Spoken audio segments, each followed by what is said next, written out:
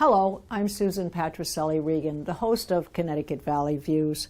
And my guest today is Ben S. Proto, Jr., longtime GOP operative and elections lawyer who was elected to the Republican state chair this past June. It's a pleasure to have you on the show. Thank you, Patricia. Nice to be here. Just a little review of your professional background, your career before you've taken up this post. Well, my real kind of job is I'm an attorney. I've been an attorney for over 35 years. Mm-hmm. My practice is in Stratford. I've worked for the state for a period of time. I worked, my first foray into politics was working for the House Republican Caucus as an attorney with them, and was with them for a number of years. And over the course of the years, became more actively involved within Republican politics and Republican campaigns. At the local level, I served as a town chairman in Stratford in the late 90s. I was intimately involved with the John McCain campaign in 2000. Mm-hmm. I was one of 3 statewide coordinators in 2000 and again in 2008. Have worked with a number of gubernatorial candidates on their convention strategy and convention management. Larry DeNardis, my dear late friend from Hamden, mm-hmm. The former congressman and president of the University of New Haven. In 2010, I worked with Chris Shays in 2012 in his Senate run, John McKinney in 2014, Dan Carter in his Senate run in 2016, and Steve Upsitnik in 2018 mm-hmm. on his gubernatorial. For the most part, other than with Larry, which we had some interesting fun with that convention, all of my candidates were qualified for primary, and all of them ran in a primary. Oh. And moved on from there. In 2016, I was asked to coordinate the Trump campaign in Connecticut. Oh, all right. And we were very successful.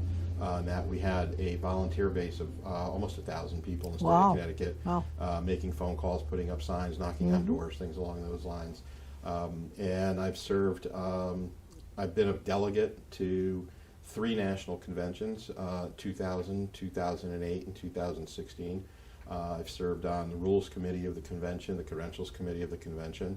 So over the years, I've just done more and more stuff within the Republican Party, and this seemed to be a natural progression for me in what I'm doing, and have been having a lot of fun since June 22nd. That's the key, actually, to making a success of things, is making sure it's fun. Because if you look at it as a tedious thing, you're going to begin to dislike it after a while, and when you dislike something, you tend not to put your best foot forward with it. I agree, and I've been very fortunate that once the election was over in June, all of the members of the State Central Committee came together, and we are all working together.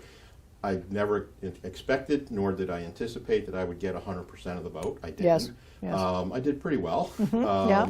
And once the voting was over, we all came together. We've been working very closely together on a lot of different things, trying to get our town committees more involved and things, changing some of the direction, the foundation and the structure of the party, brought on 2 tremendous employees, and Chris Zeller, our executive director, and Matt Schwartz, our deputy executive director, and really have kind of changed how we do things with our local committees, our local candidates, and that was evident on November 2nd. Yes, yes.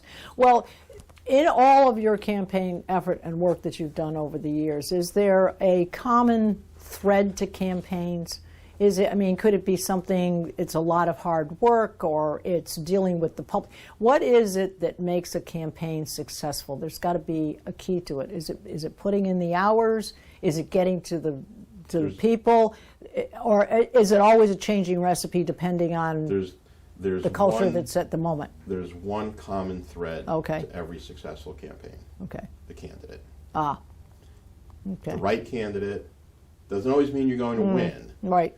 But at the end of the day, people aren't voting for me as the campaign manager or for the governor because I'm the state chairman or whatever it might be. They're voting for the candidate. And if you have good candidates, if you have candidates who are committed to their communities, who are committed to their state, candidates who understand what the people in their districts or their towns are looking for, understand their issues, understand how they can provide assistance and help, and are likable. Yes. You have to be likable in this job if you're running. Yeah. At the end of the And day, it's got to be honest, likable. It absolutely. can't be just a lot of No. smiling and No. handshaking. You know the old joke of, Yeah. I tell candidates all the time, what can I do? What can I do? Yeah, yeah. And look, you have two jobs. Yeah.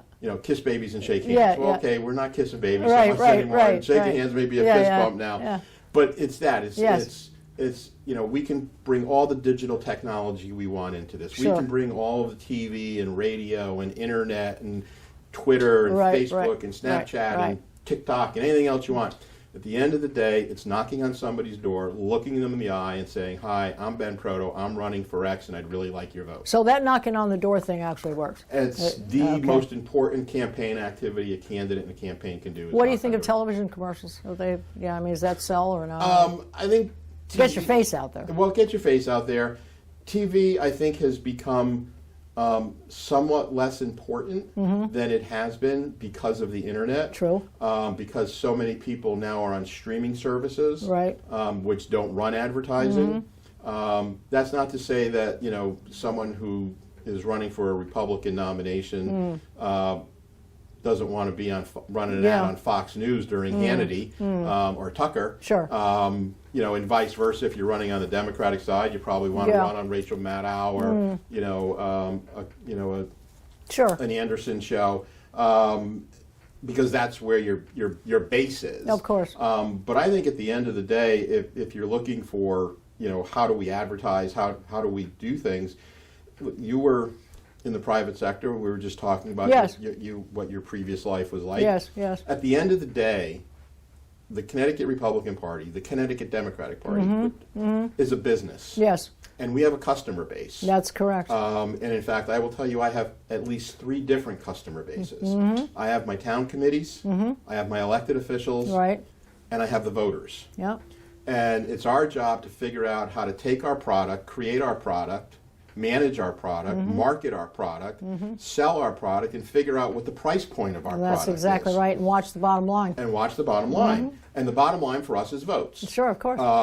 And so I tell everybody, in your Yeah. previous life, if Yeah. your company had 25% of the marketplace, Right. they'd be thrilled to death. Yes. If I have 49.5% of the marketplace, I lose. Right. Right. So Yeah. that's the biggest difference between the private sector and political sector, is what percentage of the marketplace we need to control to be successful. Yeah, and I think the fact of the matter is you need to know what your target market is. Yep. And if you need to create a hole and fill it, or you need to see a hole that's there and put it in there. So you have different price points for different people depending on what your product is. I agree. And, again, Entry level to get them in. right. And in some of those cases, those entry level products are planning and zoning. Yes. Our Board of Education, Board of Finance, Correct. Board of Selectmen, assessment appeal boards, the local offices that are so tremendously important in how our government operates. And these are people who volunteer their time. And I think that's often forgotten by voters and the public when we become somewhat nasty with our local folks. These are our friends and neighbors. These are people that You've got to remain civil. that we go, we go to church with, Yes. or we play Yes. softball with, or Yes. our kids are in dance class together. And they're volunteers. They're not getting paid. They're giving up time from their families to do this, to try to make their town better or their community better.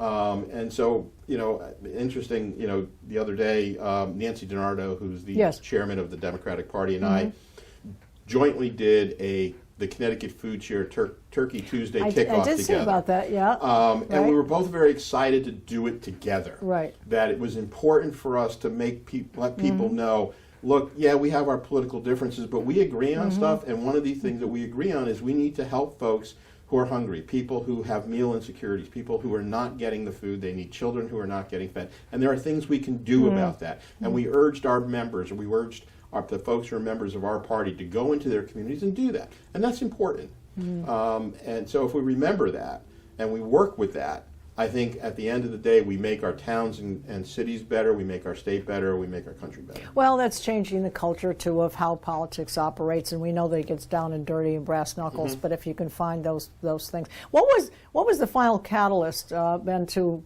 you decide to run for this position? What was there a turning point, or had you been thinking about it for a long time? I had thought about it for a while. I actually thought about it in 2019. Okay. And there were some personal issues within my family that my daughter had been injured and had some major surgery and whatnot. Okay. Very and sorry so to hear decided that. not to do that. She's okay fine. now? Oh, yeah. Okay. She tore up her hip. Doing what she does. Yes. And so she lived in Miami, so she had come back and was living with us. So it kind of just disrupts your life a little bit. Of course. And we're all back to where we're supposed to be.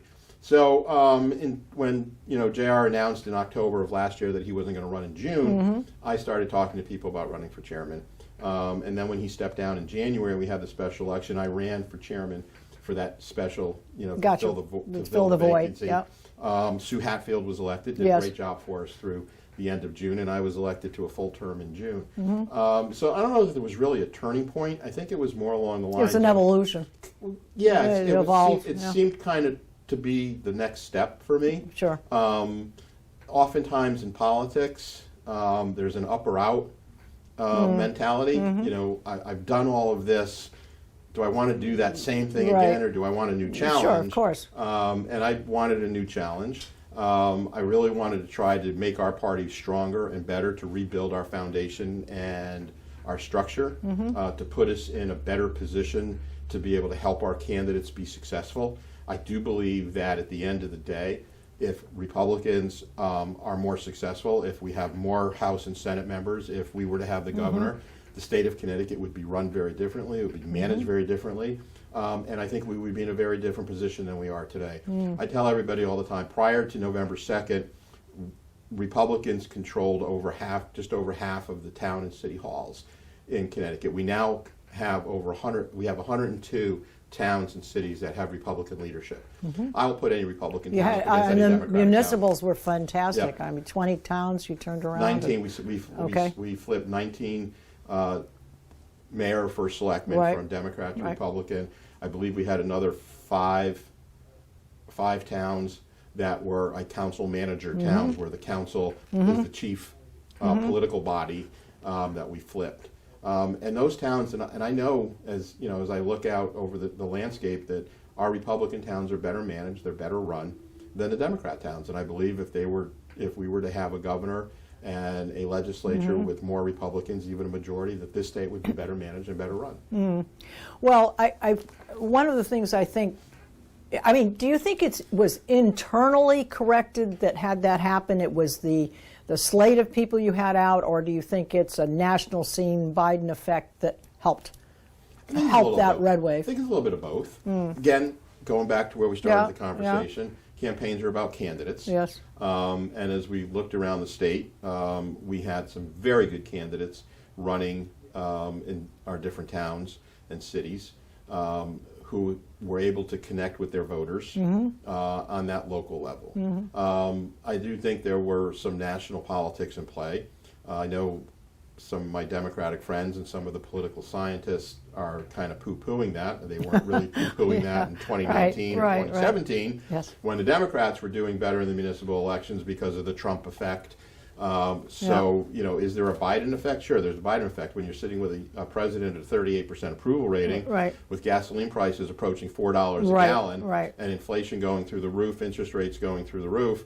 That has an impact on people when you have some of the situations that have occurred in regards to how parents are being treated by various groups that are really coming down. Very injurious. Yeah, and when you decide to make parents enemies in politics, not a good idea. Not a good idea. No, and I think the Democrats have figured that out. I don't know if they figured it out because they continue to do it, and they've decided that parents are their enemy.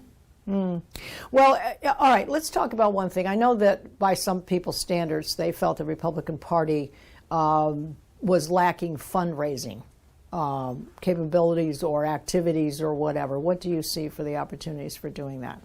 I think there are a lot of opportunities. Again, some of the changes that we've made here, we've brought on a digital vendor, which we've not really had before, who has undertaken to work with us on digital fundraising. Whether we all Actually, explain that in case viewers are. email, text messaging. Okay, so digital fundraising, so, okay, versus events per se. versus events. Okay. Mail is still an important Okay. component of fundraising.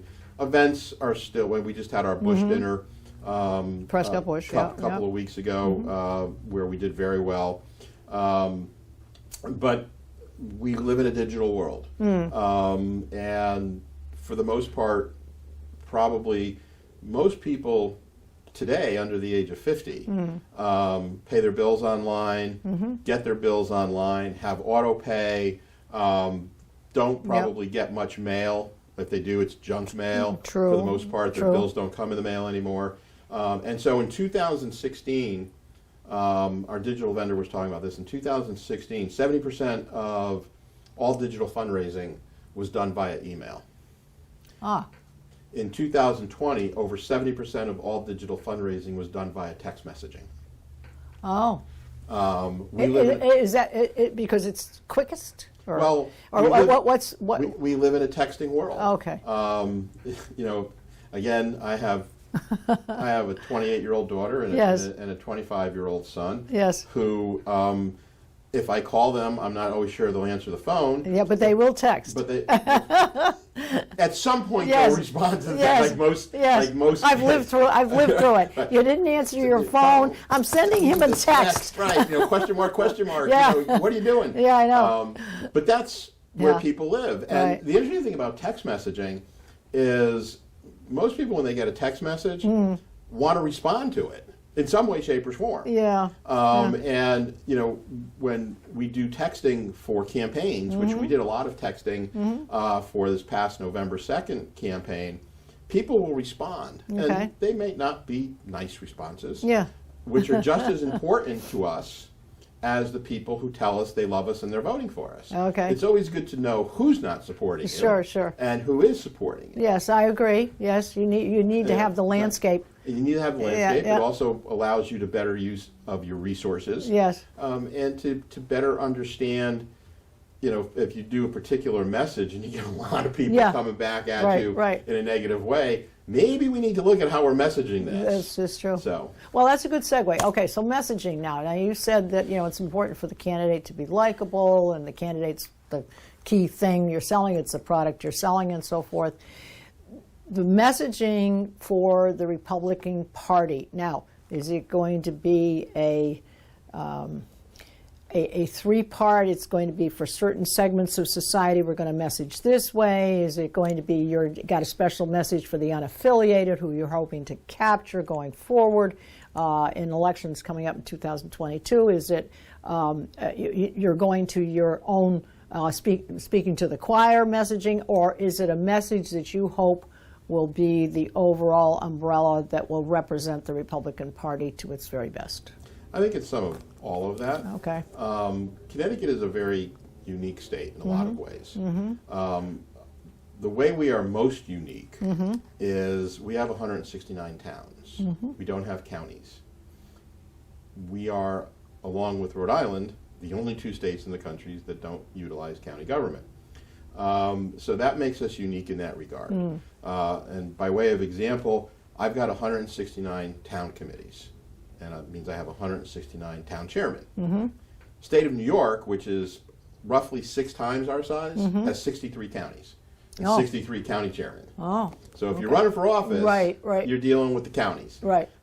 So that's one uniqueness. Another uniqueness, particularly within the Republican Party, is the geographical Yes. change within that represents certain philosophical change. Okay. So if you were in the northeast corner, Yes. folks up there are multi-generational, have been here in some cases since we first came to Connecticut, are probably what many would consider to be are more conservative.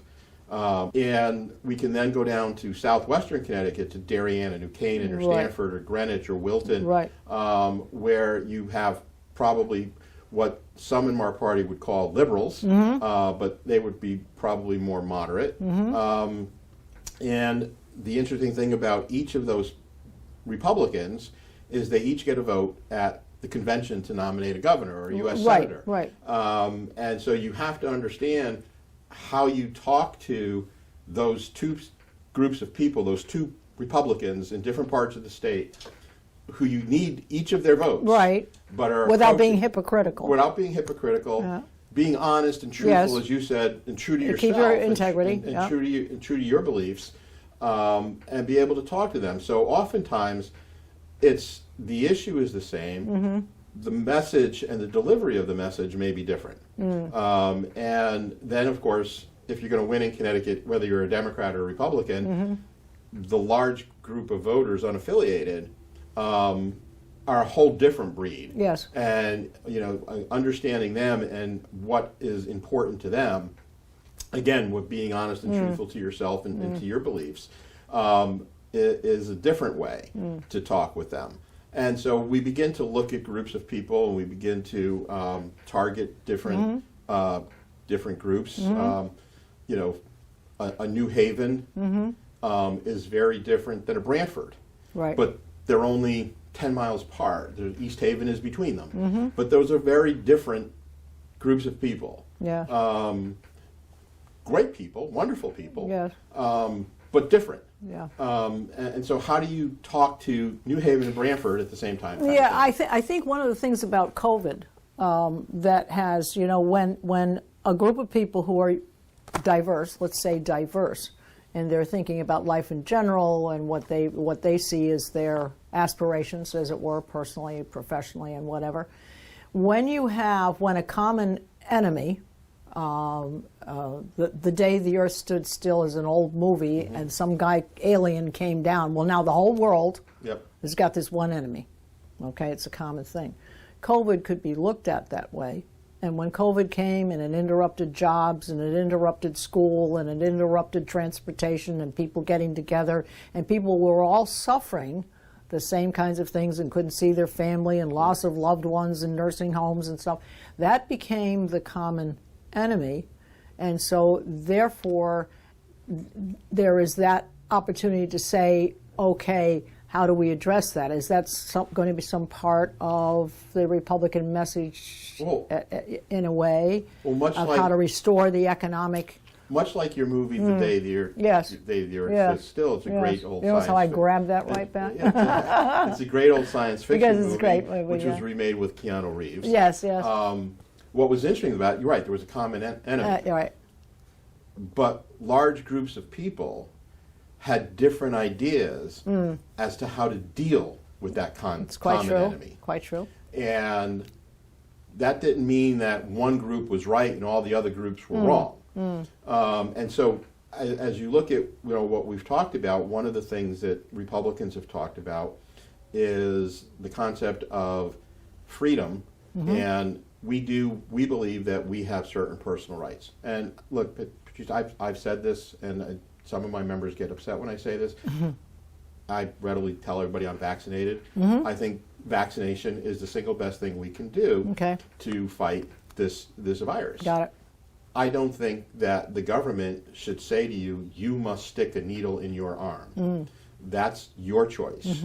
And I understand that may cause problems for some other people. And at some point, leadership, the difference between a leader and a dictator is a leader has the ability to speak with his or her constituents, convince his or her constituents of the right thing to do, how to go about doing this. What is the common good? What is the social compact that we have, and how do we utilize that? Whereas a dictator can't figure that out, and they just order it. Yeah, of course. Yeah, executive orders.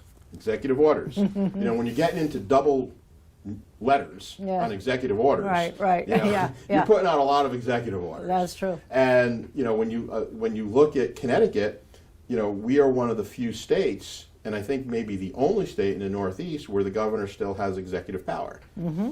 All the other states. Should there be term limits on that to say, or is it according to the occasion? And then, of course, it's the legislature voting as to whether that continues or not, and who has the majority. Right. So they have limited it, and it was interesting. In August, they were going to come in and do an extension for 6 months, and there was a huge outcry of that.